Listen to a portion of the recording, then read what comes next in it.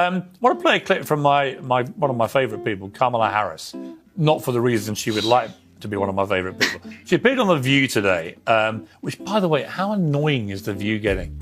God, they're insufferable, that lot, aren't they? Politics with the Republican Party that is really the Trump Party. She was never an earnest politician, if one exists. I think Barack Obama was an earnest politician. I think we did have some in the White House, but I'm not surprised. I called it, as you know it. Calm down, lefties. All you do on this show is play off social media algorithms to get people to fight. You lead with it in the cold open, and you get the clicks, and if you don't hit a mill, you never ask. Piers Morgan has never been one to hold back, but this time he took things to another level. In a fiery debate, he shut down Sunny Hostin so hard that she was left completely speechless over some woke remarks. Your kids, no, because my kids. No, I don't. I would have been more worried if Kamala Harris had won, because it would have sent a message that this whole woke, as Elon Musk calls it, the woke mind virus. Now, woke has got a bad rap, rightly. What happens on the show? We just do whatever's in the news. We do debates. What we try and do is get people on both sides, and smart people don't like dummies. It all started when Piers decided to take on The View, calling the show a joke and demanding it be cancelled. He argued that it had turned into nothing more than an anti-Trump echo chamber, pushing out any real debate and replacing it with personal attacks. But that's just the beginning. Piers wasn't just criticizing the show. He went after the hosts one by one, exposing what he called their hypocrisy, bias, and complete lack of self-awareness. And just when you thought it couldn't get worse, Sunny Hostin stepped in and things took a shocking turn. Seems like people have 10 lives in politics, especially in the Republican Party. I mean, I've always said she was a flip-flopper. She couldn't be trusted. And I think this is about her future in politics with the Republican Party that is really the Trump Party. She was never an earnest politician, if one exists. I think Barack Obama was an earnest politician. I think we did have some in the White House, but I'm not surprised. I called it, as you know it. Hang on, calm down, lefties. All you do on this show is play off social media algorithms to get people to fight. You lead with it in the cold open, and you get the click. Piers has always been against cancel culture, constantly calling out people who try to silence opposing views. But this time, he made a surprising move. He called for The View to be cancelled. He didn't hold back, describing the show as insufferable and a pointless Trump-loathing gossip club, much like when the show's Ana Navarro referred to the current administration as a kakistocracy. And listen to the definition she gave. People to learn this word if they haven't heard it before. Kakistocracy, okay? With a K. Kakistocracy. Not kakistocracy, kakistocracy. It is a government run by the worst, least qualified, or most unscrupulous citizens. And I feel it is exactly what we are living through right now. To your point, it's only been 2.5 weeks. God help us. We have to go through 4 years of this, which is why we need to set up some guardrails by making sure that there is a Democratic House or Senate in 2 years, because it is the only way that there will be any guardrails against what Donald Trump and Elon Musk is doing. I'm very worried about the conflicts of interest with Elon Musk that nobody seems to care about. This is a man who himself, his companies have gotten billions of dollars. Look, Elon Musk invested, almost $300 million that we know of on the Donald Trump campaign. Yesterday, Senator Klobuchar made a joke. She said, what's the difference between Donald Trump and Greenland? Greenland isn't for sale. Yeah. And so, he is claiming his price. You remember me saying in December that people who worked for the federal government had to prepare. That's USAID. That's 10,000 people. Yesterday, 5,000 FBI agents were put into some sort of investigation at DOJ for doing their job. I mean, what is happening is outrageous. What I want to know is, when are we going to hit the streets? When are we in America going to stand up and say enough is enough? According to Piers, the show no longer had any real discussions. Instead of debates, it had turned into a place where the hosts just ranted about Trump and insulted his supporters. And here's where it gets even crazier. Piers argued that the show itself was guilty of the very thing it accused others of, shutting down voices they didn't like. The biggest issue, according to Piers, was that The View had become so one-sided that it no longer represented any real discussion. When a conservative guest came on, they were attacked, mocked, or constantly interrupted. But if a liberal guest appeared, the hosts treated them like heroes, asking soft questions and agreeing with everything they said. And if you think that's bad, just wait. Piers didn't just criticize the show. He went after the hosts personally. These revelations are explosive, so don't hesitate to like this video and subscribe as we continue. So, how you feel? I'll start. Yeah, go ahead. My takeaway is that the system works. We live in a democracy. People spoke. This is what people wanted. I vehemently disagree with the decision that Americans made, but I feel very, very hopeful that we have a democratic system in this country. We should value it. We should love it. We should protest if the situation arises that we need to protest, which I'm sure it will.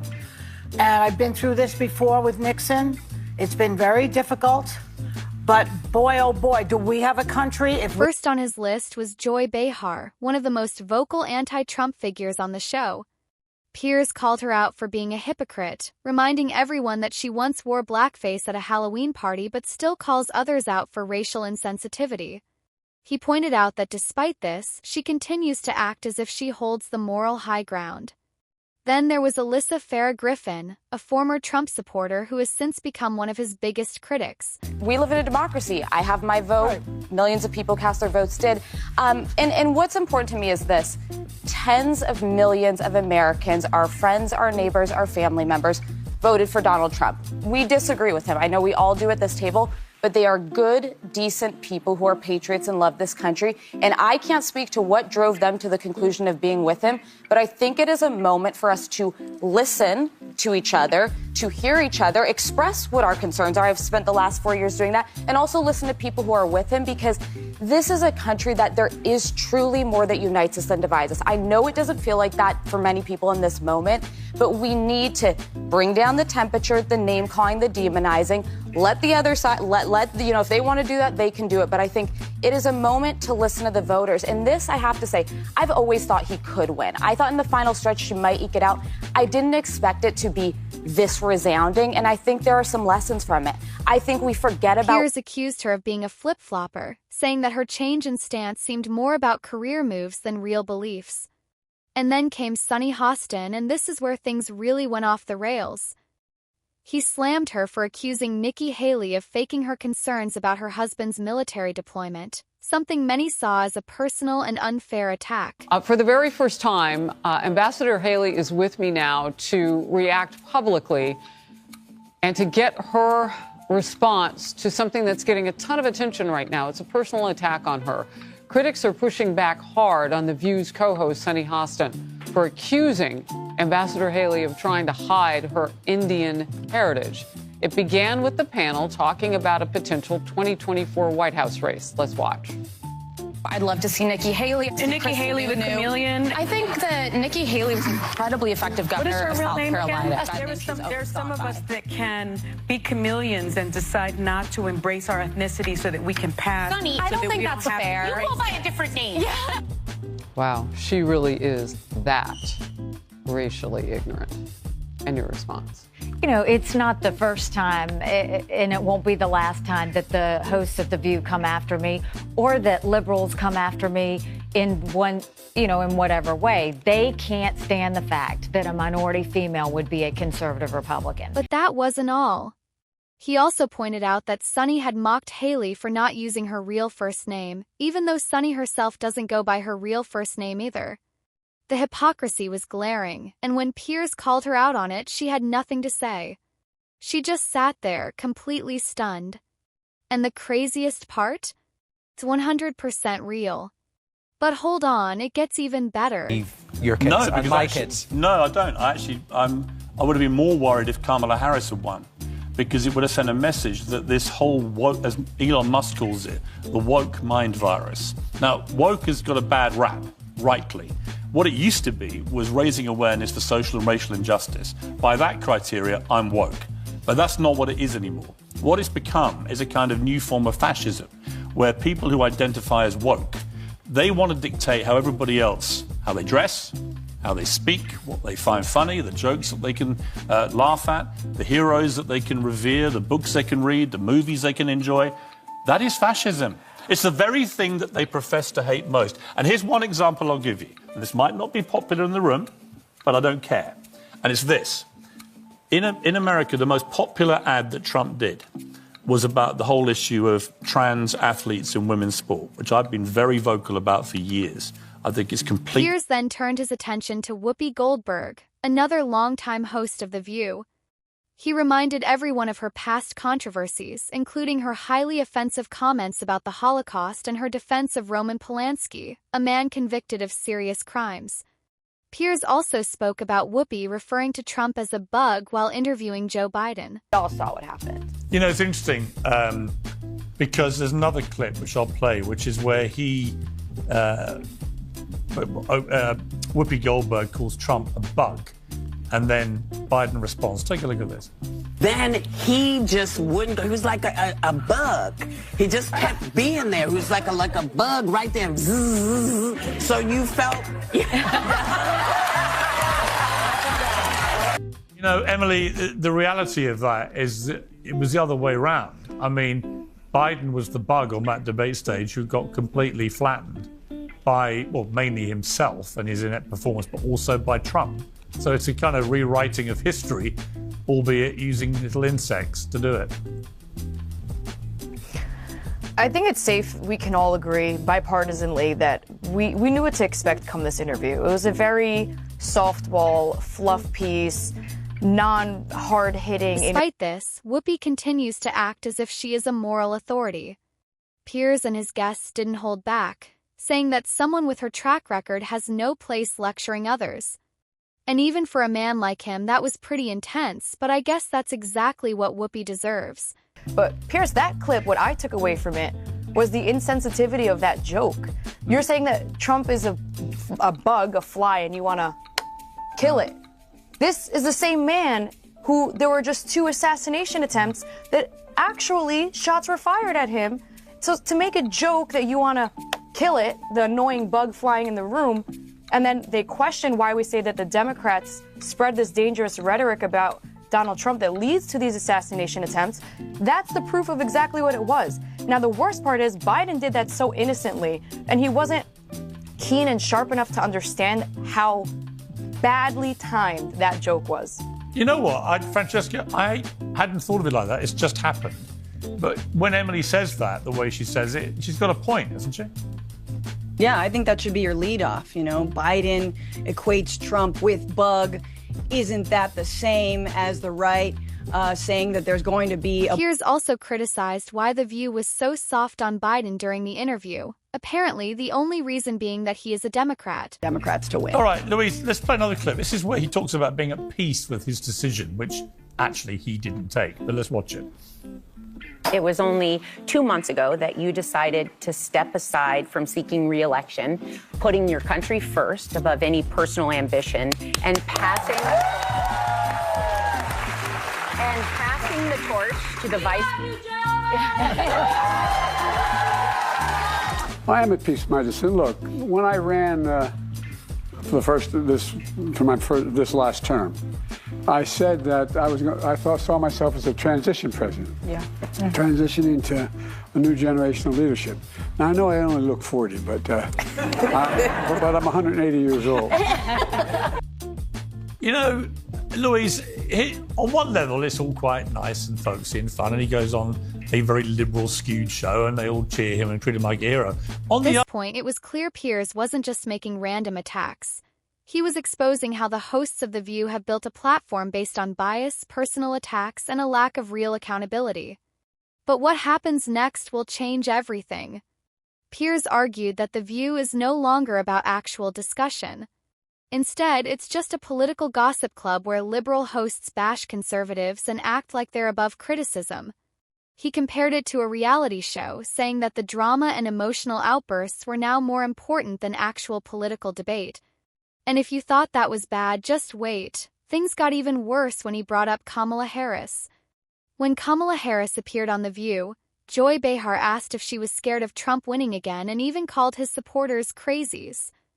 Harris didn't push back against the statement. Instead, she agreed, saying she was scared. It's just a side effect. But she told Joy Behar that she's scared as heck, and we should all be scared about the prospect of Donald Trump getting re-elected by, and let's see what she said here. This is by who? Watch this.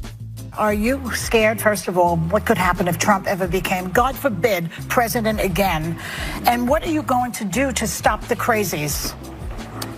I am scared as heck. Yeah. Which is why I'm traveling our country. You know, there's an old saying that there are only two ways to run for office. Either without an opponent or scared. So on all of those points, yes, we should all be scared.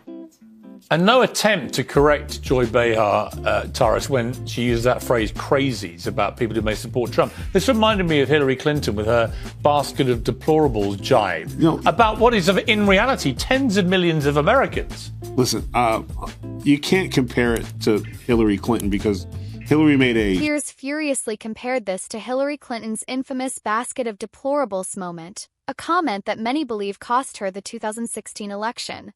Concise, direct argument. Whether you agree with her or not, she was pretty clear when she spoke. I still have no idea what Auntie Kamala just said. And I know it's early, but I was hoping the wine wouldn't be served till after the interview. That was a loaded question that was pre-approved. So when you're not, and Kat, on the Gutfeld show, we bring this up quite a bit. When you don't have anything to run on that you want to discuss because you might get off on a tangent or not know what you're talking about, you and I have discussed this, feelings. Yeah. You can discuss feelings. I'm afraid, so I can't be wrong. No one can argue with Auntie Kamala that she's afraid. And even though you'll say, but you are the VP and you have the top 5 armies in the world and you're afraid of a little old man with orangish red hair comb over. Why would you be afraid of him? What did he do to you? Like, this is the VP of the United States of America and she's afraid. No, this is the talking point. I mean, Kat, there's no substance. So what do you do for schools? Nothing. We're afraid. Instead of addressing real issues or talking about policy, Harris was just feeding into the fear-mongering narrative. Okay, we're panicking now that we may end up with King Harry if we're not very lucky. You could end up, a heartbeat away, famously, from potentially President Harris. Yeah.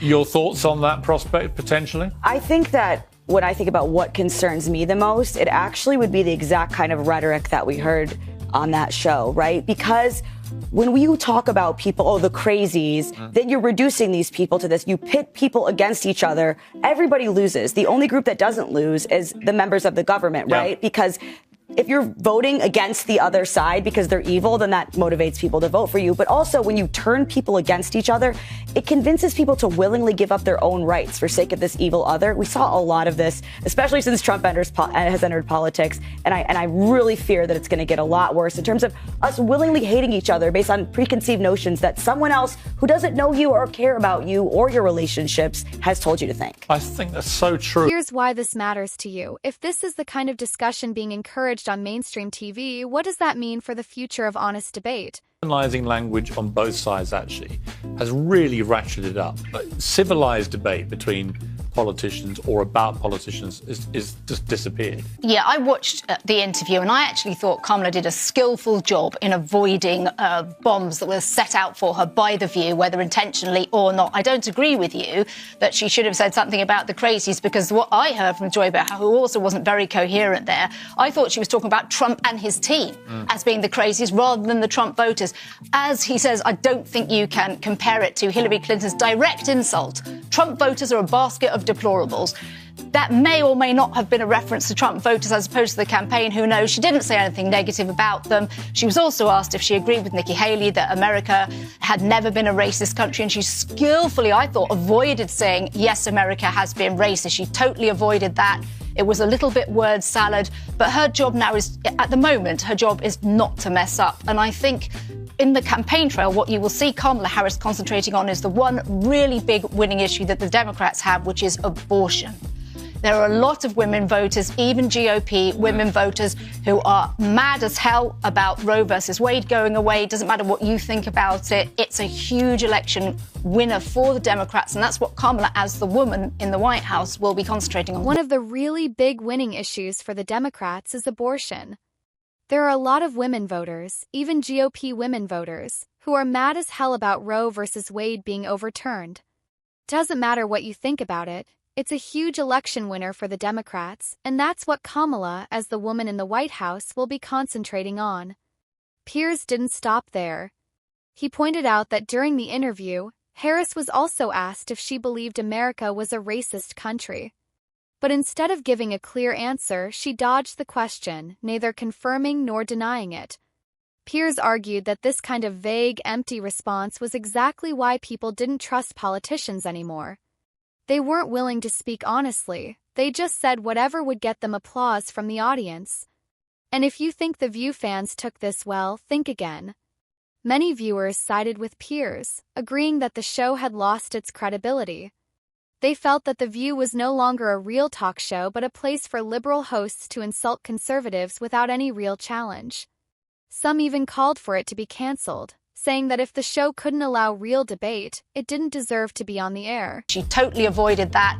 It was a little bit word salad, but her job now is, at the moment, her job is not to mess up. And I think in the campaign trail, what you will see Kamala Harris concentrating on is the one really big winning issue that the Democrats have, which is abortion.